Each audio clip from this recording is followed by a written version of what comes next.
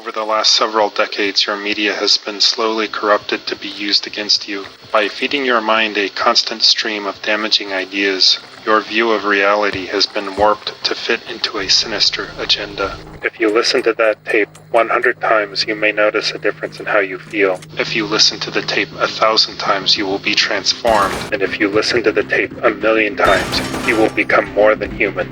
An awake receiver. Listen to as many tapes as you can. Listen to them as often as you can. Receiver is a hyper-realistic gun simulator. No shit. But Receiver is also a survival horror game.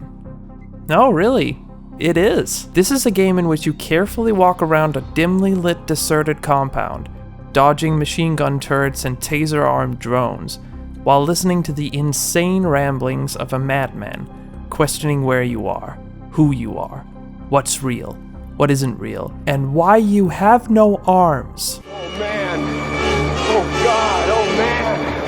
Oh god! Oh man! Oh god! This is a first-person shooter and a hardcore gun simulator that takes each specific action involved in the loading and reloading of a gun extremely literally, as in step by step, heart to heart, left, right, left. We all fall down. Left, right, left, Choice, left, right, left, What is right, going on? left, right. Long gone are the days of my first playthrough, where I would instantly drop the magazine on the floor the first time I tried to reload. Yeah, you don't press R to reload like some sort of baby. What do you want everything handled for you? Instead, you go through a complex memory game of several different steps involved in reloading your gun that will be burned into your brain forever. To the point that having last played it for 12 hours, 9 years ago, I almost instantly remembered the litany of the semi-automatic handgun. It is by will alone I set my mind in motion. It is by the juice of sap food that thoughts require speed, the lips require stains, the stains become a warning. It is by will alone I set my mind in motion. This is an essential part of the charm of the game. The first time you comically drop your magazine after ejecting it, only to be eviscerated by a drone, is pure comedy gold. And it never stops being funny seeing other players fall for this before they figure out the gun simulator aspect of the game. It's like the game is trolling you.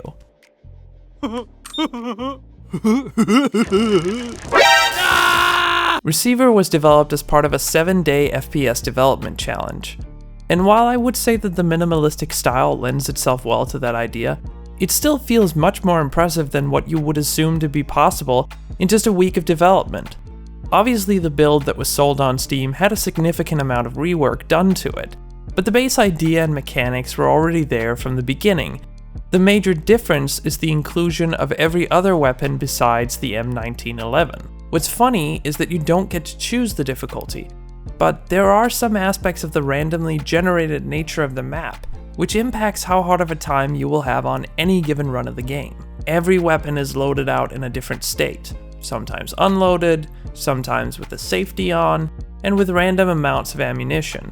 This means you are forced to understand to some extent how the weapon works immediately when you start your run, and it forces you to learn faster. There's only 3 guns: the Glock semi-automatic, the M1911 semi-automatic, and the revolver. Each gun sort of represents the main aspects of a difficulty slider, going from easy to hard. The Glock is easy to aim with and carries a 17-round magazine with a unique burst fire option. The M1911 is in many ways similar, but has a smaller 7-round magazine. And the revolver reloads manually through a 6-round cylinder, has the worst iron sights in the game, the worst recoil, and what sometimes feels like an effective range of about 10 meters. I can throw further than this, and I can't throw for shit. There's even a tactical flashlight in the game, but I'm not sure what the purpose of it is.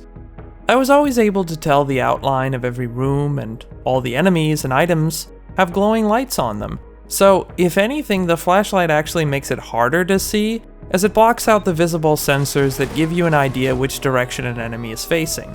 It's somewhat plausible to reload the first 2 guns in the middle of combat, but it's downright impossible to reload the revolver while dodging turrets or flying drones. Due to the superiority of the two semi-automatic handguns, you also tend to have much more ammunition for them. But it isn't just the gun you're given that impacts your chances of completing a playthrough. It's also how many turrets and drones as well as their placement. You can start off with a Glock and scrounge your way up to 3 or 4 magazines of ammunition, but that's no guarantee you'll make it through your run. If the game decides to spawn 3 drones and 2 sentry turrets in a single room or corridor. The drones and turrets are really interesting to fight, because where you hit them is insanely important. They have multiple hitboxes that determine what happened to them when you shoot them. Hit a turret battery, and it'll fall dead.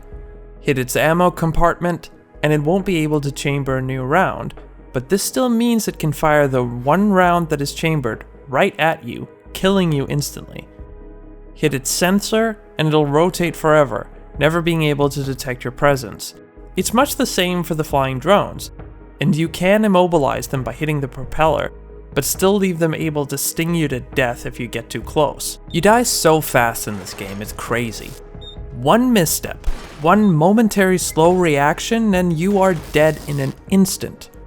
Or at least a second or two after getting shot.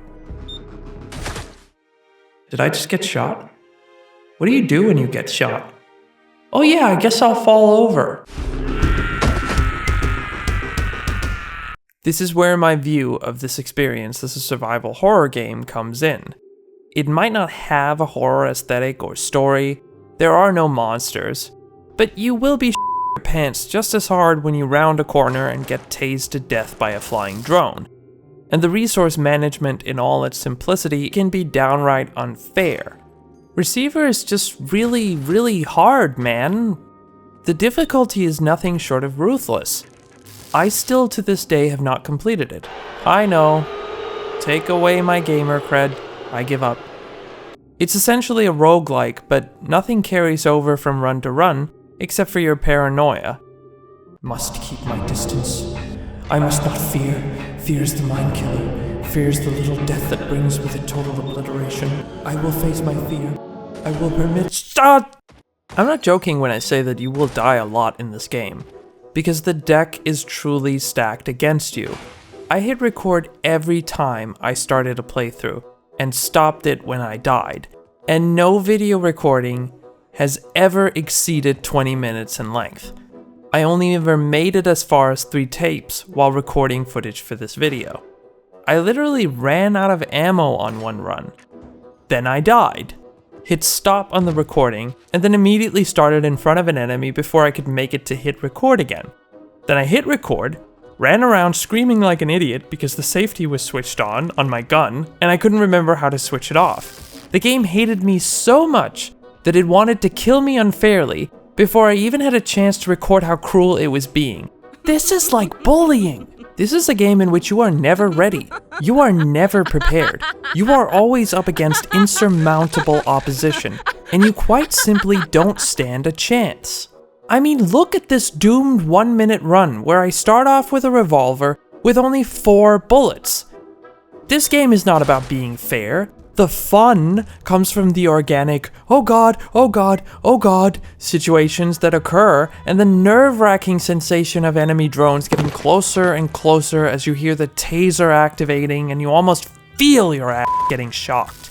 Unless you really dive into this like a nutjob completionist while starting off with the M1911 or the Glock, because frankly you might as well start over if you have the revolver, you will never complete this game.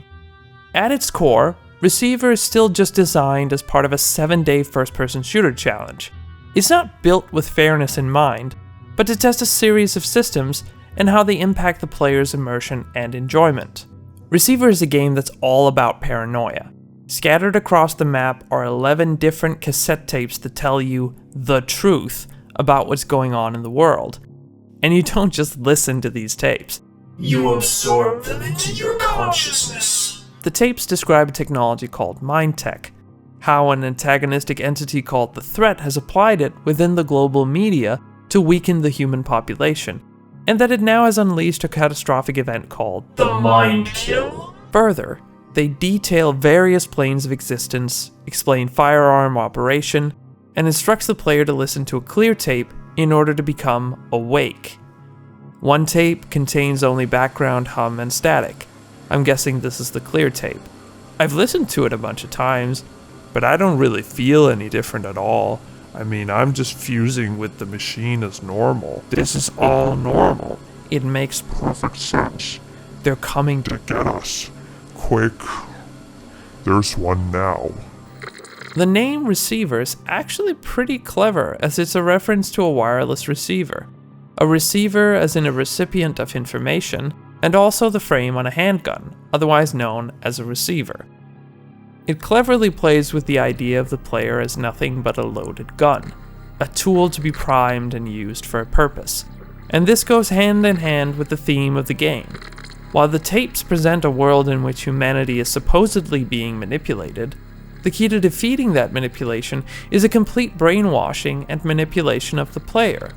The real world isn't even visible in the context of the game, so it really feels like indoctrination. As though you are wearing a creepy VR headset and having the same imagery thrown at you repeatedly. The environments don't make sense, but they don't have to. They're just a space in which action can happen. Just take a look at this nightmarish geometry. Nothing you're looking at makes sense. Stairs lead to elevated platforms that lead nowhere. There are pipes all over the place that connect to nothing. The furniture, sinks, and toilets look fake, almost as though you're walking through a test site for nuclear weapons. All of this lends credence to the idea that there is some sort of truth to what is being said on these tapes. After all, how could the world be real if this is what it looks like? It's like being stuck in Freddy's nightmare, except you couldn't find a cheap location to film in that looks like this, because in the real world you'd have to intentionally design it this way, which would be even creepier to think about. The soundtrack is crazy paranoid. Imagine listening to this over and over again, as well as this tape recorder. Some receivers believe the message but are unable to hear the source themselves. We have developed a mind tech called Clear Tape to aid in your receiving. Your subconscious mind has been eroded by dangerous, addictive media. To wean you from this addiction, we will trick your mind using its conditioned response to your advantage.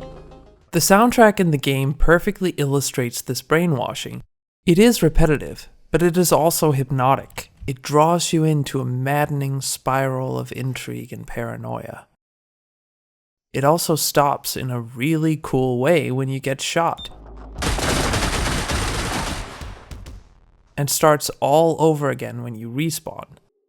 The cycle of the music, action, and voice acting feels like living someone's deluded nightmare of indoctrination.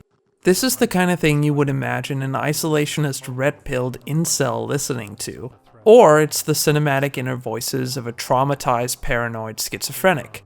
There are obvious influences from The Matrix, as well as right-wing conspiracy theories, but the music itself has this chant that, not to sound too stereotypical, sounds vaguely Middle Eastern, almost like the kind of prayer chant you'd hear in an American jingoistic movie where the terrible Arab terrorists are threatening the free world. I mean, check this out.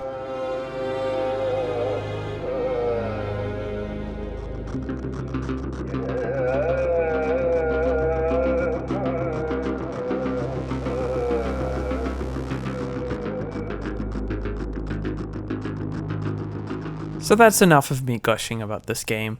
What you want to know is, should you go back and play it in the year of our Lord 2024? I'd say yes. The game was last updated in 2019, with support for 4K resolutions and a full graphics overhaul. The graphic style is quite simple, and the game really doesn't run very well, all things considered. It doesn't crash often, but alt-tapping out of the game will often cause the mouse cursor to appear in the center of the screen, which is supremely annoying. And I don't know if it's just me, but the frame rate feels jittery, like it goes up and down at times, and while I'm no expert, I would assume it's a limitation of the game engine itself. Or at least I'm willing to explain it away on those grounds, since I am legitimately impressed that this game is designed and programmed by just a few guys. It's wonderful to see how much it's grown in the 9 years since release. So many new guns are available, so many visual upgrades, additions, and straight up total conversions. I could make a whole other video about these, and all 3 of you are welcome to sound off in the comments if you'd like me to. There's even a sequel to Receiver.